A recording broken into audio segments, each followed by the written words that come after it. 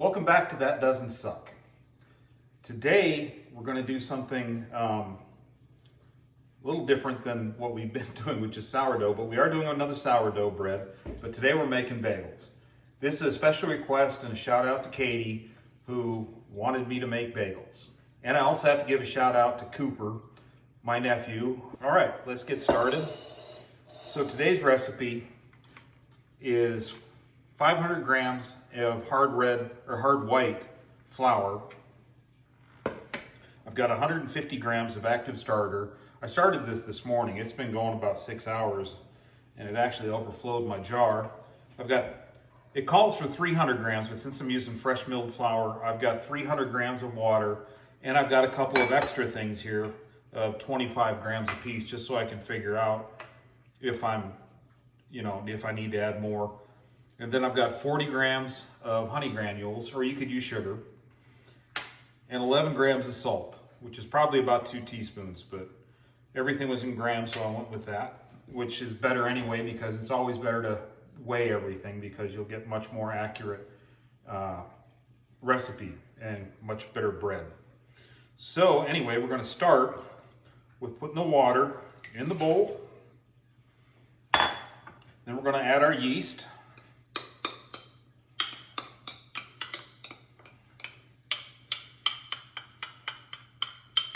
Really, the nice thing about this is, you don't have to go through the steps of trying to activate your yeast and do all that, with adding, usually when you're trying to activate dry yeast, everybody recommends doing it in warm water, and then maybe adding some of the sugar to get it going. But we don't need to do that because everything's already activated.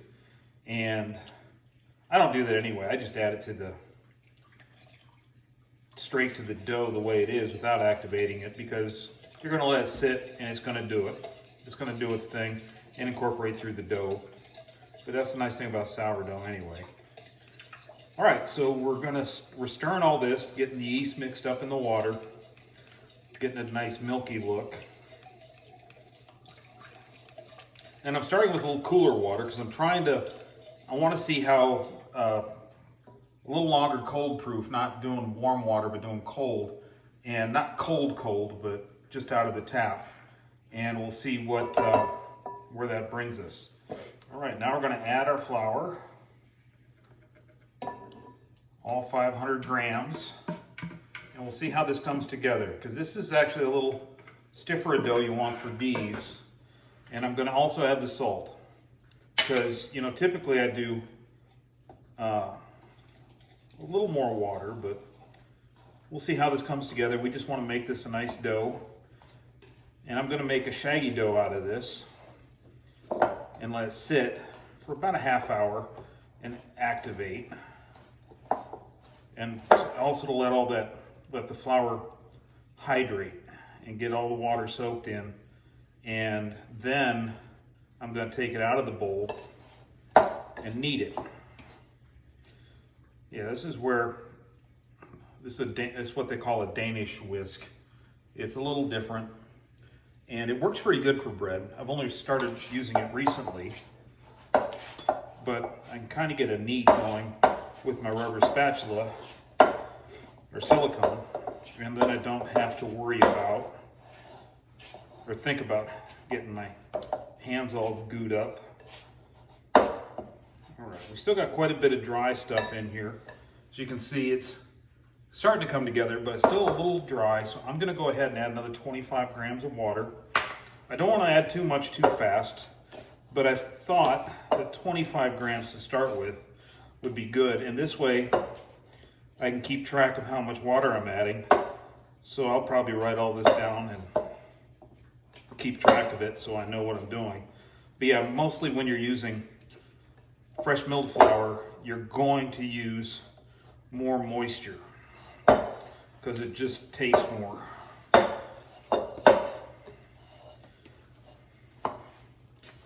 Yeah, that's come together nice, fairly smooth. So that's a total of 325 grams of water. So that's 75 more than the recipe called for. Yeah, it's a little sticky, but it's not anywhere like normally as wet as I get my sourdough. All right, so we've got that come together. It's a nice ball, and actually the sides of the bowl are pretty clean. So now we're just gonna cover that. I'm gonna leave it on the counter, and we'll be back in probably half an hour, and we're gonna knead it for a little bit, and I'll show you how we do that, and then we'll get on to everything else. It's been a little over half an hour, so the dough is looking well hydrated. See, it's a nice ball, but it's pretty lumpy. So what we're gonna do now is we're gonna knead this a little bit. We're gonna pull it out and just keep rolling it about every quarter turn, and then fold it over and then press it all down. And we're gonna do this for about 5-6 minutes.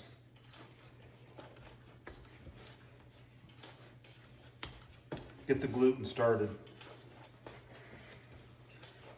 I'm not gonna put this in the machine because I don't need to beat it up. It just needs to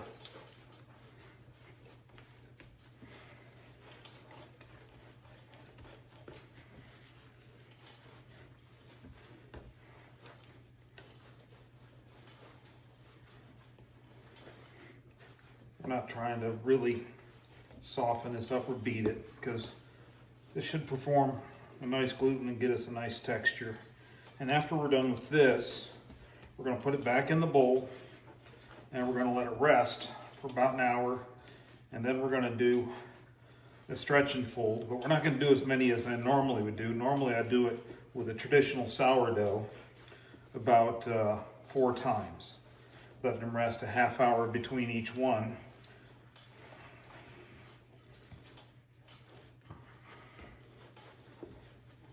But this time we're going to do it once, and then we're going to let it proof.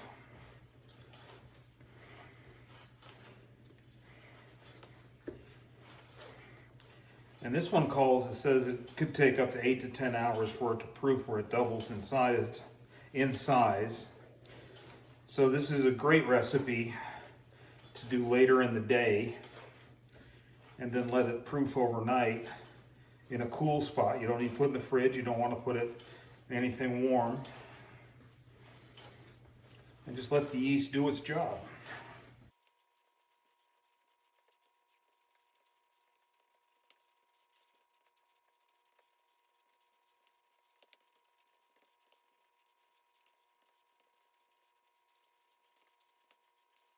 Okay, so I'm just folding this over on itself, flattening it out, and fold it again, and fold it again, flatten it out.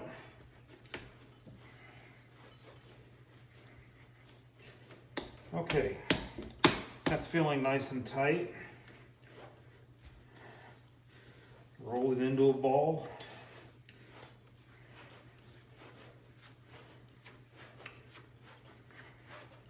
I'm not going to oil the bowl or anything. I'm just going to slap her back down in there, cover her up, and we're going to let her sit for an hour.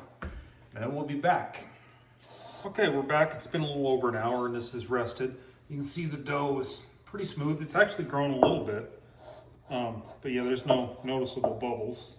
So I'm going to take it out, and we're going to, just for about half a minute or so, we're going to do some stretches and folding. So we're just rotating it a quarter, we're stretching it out, folding it back over, rotate it a quarter, stretch and fold, rotate it again.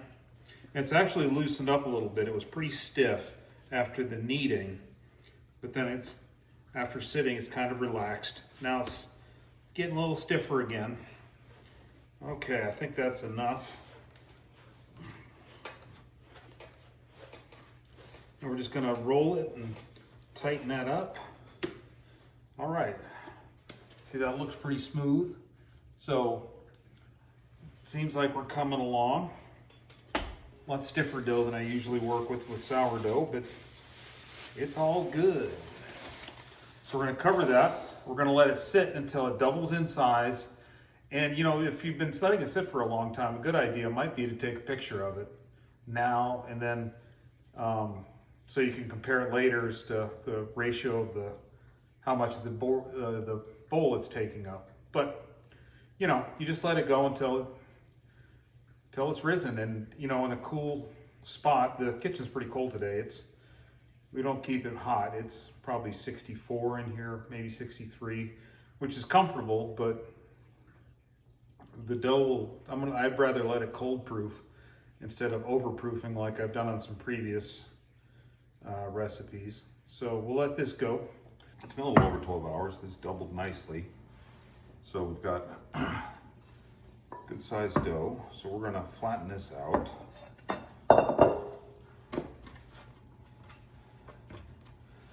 It's still pretty cold, so I think it worked well with the cold. Getting it cooler, definitely in the summertime, would not take as long. But it feels good. It doesn't feel... So what we're going to do is I'm going to separate this into 8 pieces.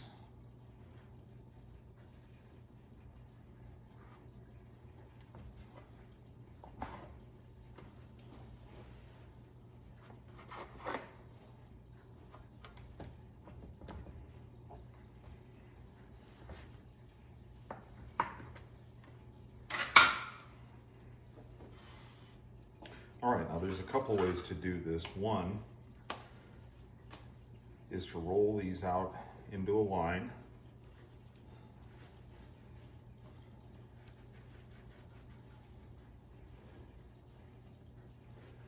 Kind of get it rolled into a cylinder shape, and then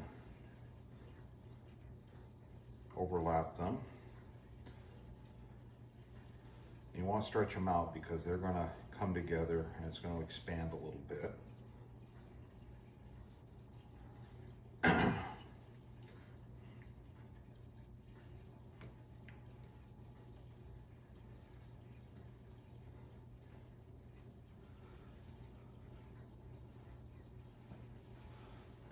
There's one. The other way to do it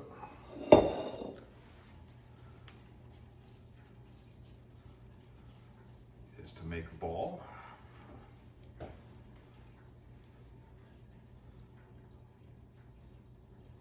Then punch a hole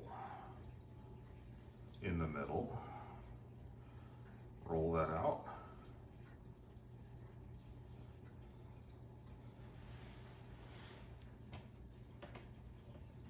Once again, you want to make sure you stretch that out without breaking it.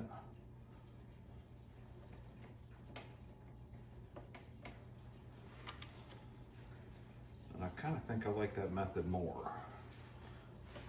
But you really need to stretch it because they relax quite a bit when you get them on the thing. And I notice that rolling them in the line and then putting them together, they don't seem to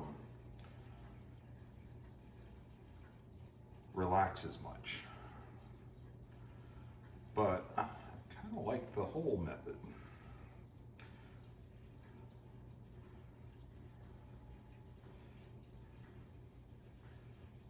Yeah, this dough actually feels pretty good. And actually, gone to bed last night, been sitting for about 4 hours when we went out, and I thought I would, I'd planned to put it in the fridge, and I did not. Because I planned to put it in the fridge and then take it out and let it warm up this morning and take its sweet time. And I come down this morning after about 8 hours, and there's the dough sitting on the counter. But it feels pretty good. So, once again, it'll either work or it won't.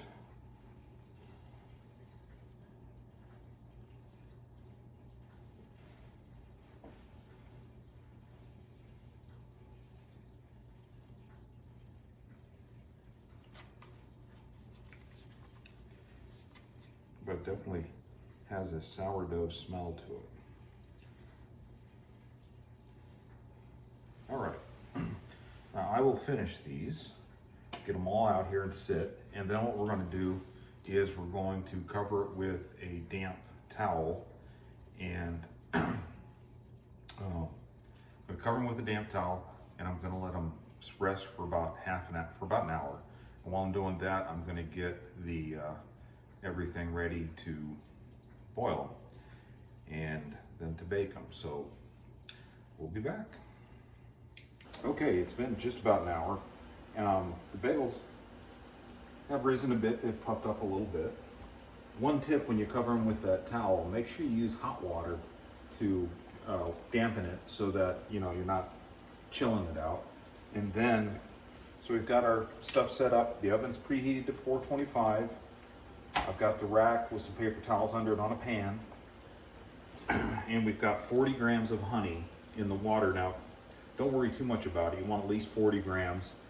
You might use more, you might use less water, but it's not a hard, fast thing that you have to worry about.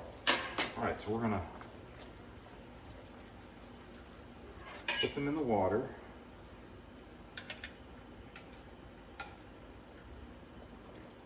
Let them boil for about 30 seconds.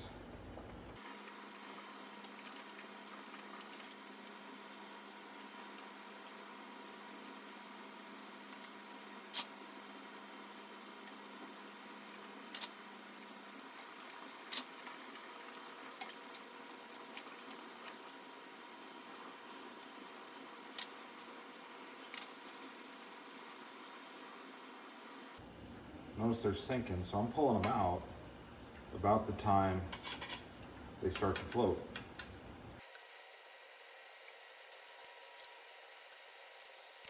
All right, so we're gonna let them sit for a minute. I'm gonna get my toppings ready and be right back. All right, we're gonna keep it simple. I have two things. We're doing everything bagel topping and sesame seeds. So I'm gonna do 4 of each. Now, one thing that came to my attention was if you want to do something a little different, like say you wanted to cover these in cheese, you could just put some shredded cheese in a bowl or in a plate and roll them into the cheese. But if you're going to do that, make sure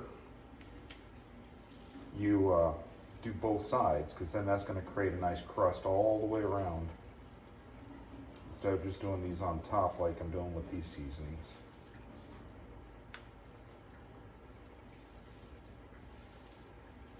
I like a lot of sesame seeds. And the dough is still damp, so it'll stick relatively easily. So we're doing half and half, 4 of each.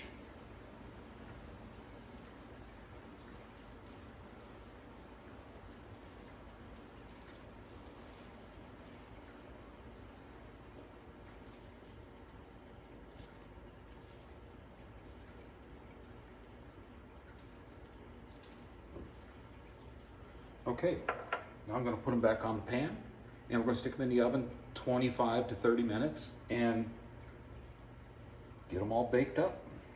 Okay, these have been in for 23 minutes, and they look done. They're nice and golden. They puff nicely. You can see how they look. So we're going to put them on and they're firm on the outside, but you can still feel they've got a nice soft interior. All right, so we're gonna let those cool, and then we'll cut one open a little bit and see what they look like inside. All right, we've got our bagels all done. Now they've cooled. So we're just gonna slice one open. They've got a nice texture. They look a little firm on the outside, but they're soft.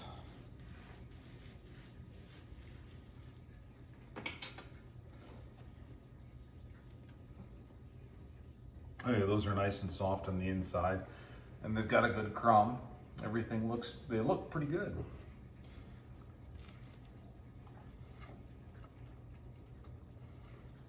That doesn't suck. Yeah, I'm pretty pleased. Those turned out really well. So if you want to do some variations on these, I mentioned earlier about the cheese. Make sure you put them all the way around because that way they would stick nicely. Toast them, butter, whatever. But if you want to do mix-ins, like you want to do a cinnamon raisin bagel, what I would suggest doing is mixing the cinnamon in, a couple teaspoons, maybe a tablespoon of cinnamon in the dough, and mix it when you mix up the dough, when you bring it together. Or if you wanted to separate it and make half of them cinnamon raisin, half of them something else, I'd split the dough when you're kneading it, and then mix in all that and mix in the raisins, because you don't want to put raisins on top because they're just going to plump up and look weird and do weird things. So you don't want raisins on the outside, but if you want to do it, I'd mix them inside. Same if you wanted, like the onion and chive or something like that to mix in. I would mix it in, either mix them in from the beginning or mix it in when you knead it. And then, because you don't want to really overwork the dough when you're shaping them. So you don't want to really mix in a lot of stuff then, and it would be hard to mix it in uniformly. So that's what I would do. Do what you want, enjoy, don't be afraid to try things, and eat well.